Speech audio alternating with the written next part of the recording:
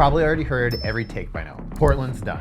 Move to Vancouver. Vancouver's boring. Stay in Portland. Cross the river. Save on taxes.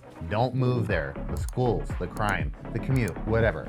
Everybody's got an opinion, and most folks are getting tossed around from Zillow stats, Redfin, social media, or even worse, the news. I'm Jamie Mushaw, and I've been selling real estate on both sides of the river for about 30 years now, which is 3 decades. I'm licensed in Washington and Oregon, and I've watched Portland boom, bust, and boom again. I've watched Vancouver go from a sleepy town to the place that everybody's racing to get into.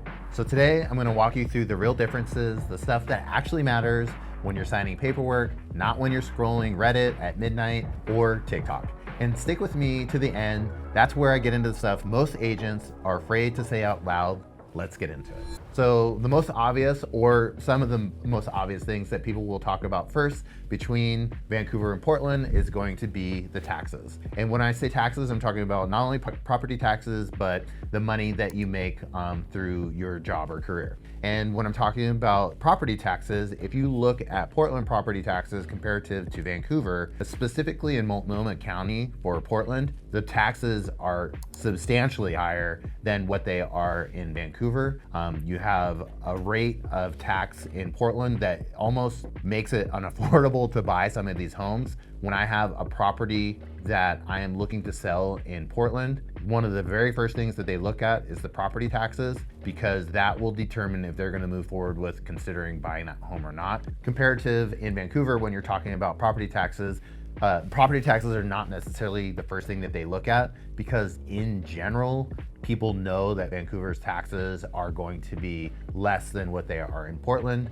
When they're looking in Vancouver, they're more looking at schools or areas or things that are important to them versus the tax portion. They're looking more of the affordability of the home itself or the area that it's located in. One of the other things that people will consider when they're looking at buying in Washington or Oregon is the income tax portion of it. I have a lot of people that will be moving here from out of the area, and they want to consider both sides of the river when they're looking to buy. Typically, if they're looking to buy in Portland, it's because of conveniences that they want, walkability, other options, and what have you that Portland brings that Vancouver doesn't.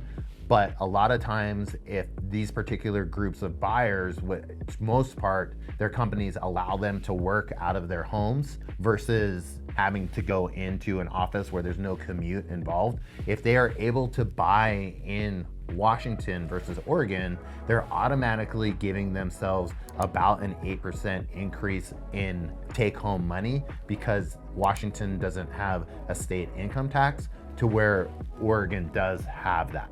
In Washington, they're trying to pass the law of the tax where if you make over $1 million, that they're going to tax you extra. For the most part, I think that people would rather be in Washington just because of the fact that they're not having to pay that state income tax, unless of course that you have to commute into Oregon, where they then will have to pay the Oregon state income tax. But the counterpoint to that is that and we'll get into this in a little bit, is the affordability in Vancouver is going to be higher to where it outweighs the fact that they're going to have to pay that Oregon state income tax. One of the other reasons in terms of taxes is that if people want to live in Vancouver, obviously Oregon does not have sales tax. And so living in Vancouver becomes a little bit more affordable, because all they have to do is go across the bridge if they want to do any type of shopping outside of cars. If you buy a car in Oregon and you registered in Washington, then you have to pay the Washington sales tax on that. So those are some key components in terms of taxes that people are looking at when they're thinking about buying in Washington and Oregon. But the one thing that I do need to say about taxes that a lot of people are not aware of when they consider buying in Washington over Oregon is that Washington does not have income tax, but they have what's called an excise tax. So when you go to sell your home in Washington, Oregon does not have this, is that you're paying about a 1.78% excise tax on the sale of your home, which comes off the proceeds of your property So that is something that you need to take into consideration if you're considering Oregon or Washington when you're thinking about taxes overall. The things that clients will come to me most about, and obviously could be their top concern, is what you actually get for your money in Vancouver versus Portland. For a long time, Vancouver, there was a huge gap between what you could actually buy in Vancouver to Portland. That gap has closed a little bit over time, but in general, Vancouver is more affordable than what you can buy in Portland. And that is just because in general, the prices are lower in Vancouver because it's not a major city. Portland's a major city. But if you go back to our last point in terms of affordability and what you can get for your money, the taxes are also significantly higher in the Portland area versus Vancouver. So that just makes it more affordable in general. But if you're looking at the average or medium home prices in Vancouver, you know, they're gonna be around that $600,000 mark, where in Portland, really, it's gonna be $750,000 to get into a similar type of home that you're gonna find in Vancouver. My next point is gonna be schools. This doesn't apply to everyone, but people that have families that are relocating here, this is one of the first things that they'll ask about is the school systems in these areas.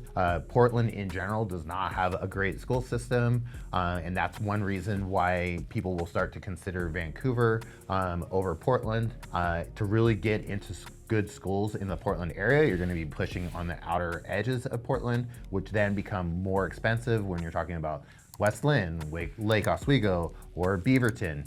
You know, you may work in Portland, but you want to have good schools, so then you're going to pay the price in terms of affordability of housing, because then you're going to be pushing into neighborhoods that are substantially more expensive than possibly certain areas of Portland that you're going to be in. Additionally, when you're looking at schools in Vancouver, just in general, the schools tend to be better than what they are in Portland, more so in Camas. The Evergreen School District is a little bit better as well. Vancouver School District and Battleground are not the best because they have a tendency not to pass their levies. And then Ridgefield is going to be a little bit better than those other areas as well. So you really need to focus on, you know, when you're looking to purchase, do you have to commute when you're when you're looking at buying? Because commuting is going to become a factor for if you have to go into Portland and you want to have good schools, then that is going to be a major factor as to what area you decide to buy in, specifically because of how good the schools are going to be. Hey, real quick, if you're still sitting here watching this and you're actually trying to figure out which side of the river you want to live on, that makes sense for you, let's just talk. Seriously, since I've been doing this for about 30 years, that means I've probably helped somebody that's in the same exact scenario or situation that you're in. If you want to book a call, the link is in the description below, and we can figure out together which side of the river makes sense for you when you're considering Washington or Oregon. This is my favorite part of the video, the vibe. If none of those other things are huge considerations for you, if you're not thinking about taxes, if schools aren't important to you, and you're not really thinking about affordability to a certain degree, the vibe is the part that you are really trying to find. Well, Portland versus Vancouver. Portland is going to win this every single time because almost every neighborhood in the downtown Portland area has its own walkability, it has its own nightlife, it has tons of restaurants, it has basically everything that you could want to have when you step out your front door. And that means that you have access of everything at your fingertips. You don't have to drive anywhere. You can leave that car parked in your garage. You can go and do whatever it is that you want to do within 5 minutes of your house. You're not going to get that in Vancouver. Vancouver is more of a suburban area where it's just lots of neighborhoods spread out through a huge area. Unless, of course, you're looking at downtown Vancouver, which is still not as big of a saturated area in terms of things to do at nightlife and restaurants and all of that. It is growing, and our downtown Vancouver area is great. But if you want more options in terms of housing and different vibes of neighborhoods, you're gonna get that in Portland, because as I said before, Portland has a much more vibrant scene in terms of all of that stuff that you're looking for: walkability, food, nightlife, neighborhood feel in general, and styles of homes that you can buy there. So if you're really trying to hit on that portion of it, you're probably going to consider Portland over Vancouver, just for that specific reason. So my last and final point is most stuff that realtors are afraid to talk about or say to their clients. And one of the first things that comes to mind when you're comparing Portland to Vancouver is that Portland is very politically charged. You have a lot of politics and things that you see that go on in Portland that you don't necessarily see happen as heavily in Vancouver. Additionally, in Portland area, you have a huge homeless crisis that they're trying to navigate through. It's gotten a little bit better over the years, but there is still a lot of homelessness that is happening in the Portland area, and that homelessness is even starting to pour over into Vancouver. And you really need to know what areas all of that is happening in.